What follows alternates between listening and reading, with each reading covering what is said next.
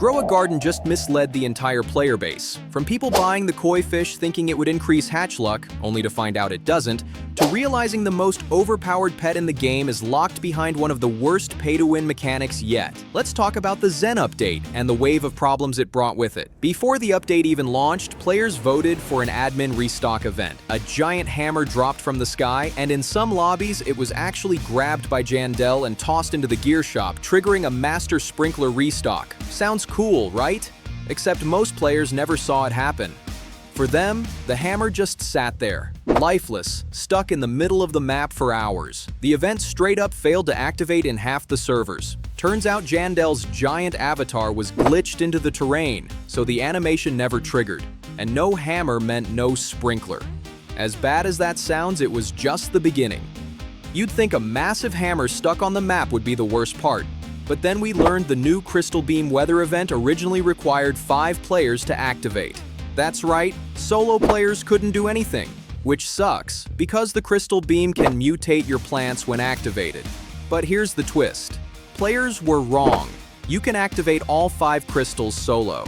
So if you're like me and tend to play without a full lobby, you're not locked out after all. At least it's not like the Summer Harvest update where you had to trade 100 tomatoes for 10 honey. That system was borderline disrespectful. But the real problems start at the Zen Shop. First off, there's a raccoon NPC this time, and for some reason it doesn't even have a name.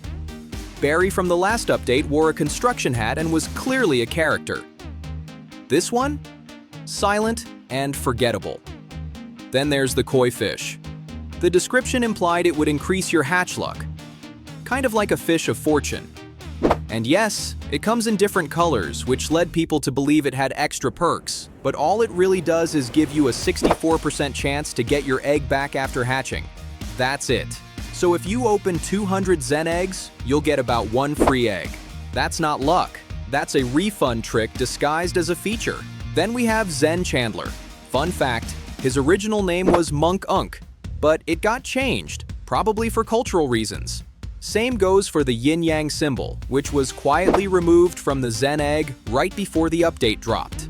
Now, not every issue is on the devs. Some of it was just the community jumping to conclusions. Like with the tranquil plants, players were furious at how tedious it was to collect them. And honestly, I was annoyed too. Then the devs released the Tranquil Radar, letting players auto-collect fruits. It fixed the issue, but why did it take so long? The same thing happened during the Pollinated update, where they had to drop a radar post-launch to fix the same problem. Feels like they keep creating issues just so they can solve them. Still, some things never get solved. Like people getting mad over nothing. Let's talk about the disco mutation. It used to be rare. You had to play during an admin event or hatch the insanely rare disco bee from an anti-bee egg, which had a 0.5% drop rate. Now, a traveling merchant sells the disco mutation spray. Some players flipped out, claiming it ruined the value of something special, but I don't agree. Why gatekeep a mutation from players who weren't around during a limited time event, or who didn't want to drop hundreds of dollars gambling on a bee? And if 0.5% odds sound bad, wait until you hear about the Kinsune. This pet, possibly the most powerful in the entire game, has a 0.08% hatch rate. And on top of that, the Zen egg it comes from is rarely even in stock. You either get lucky with restocks, or you grind like crazy and pray you get one. Even worse, the event itself is borderline pay to win. When it launched, players began growing coconut trees because in previous updates, they were the best crop for earning points. Fast growth, heavy weight, perfect combo. Not this time.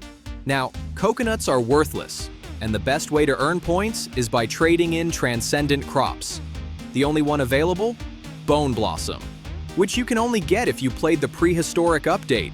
So anyone who missed that event, you're out of luck. I tried my luck by opening 50 seed packs, and the best thing I got was a literal pile of rocks.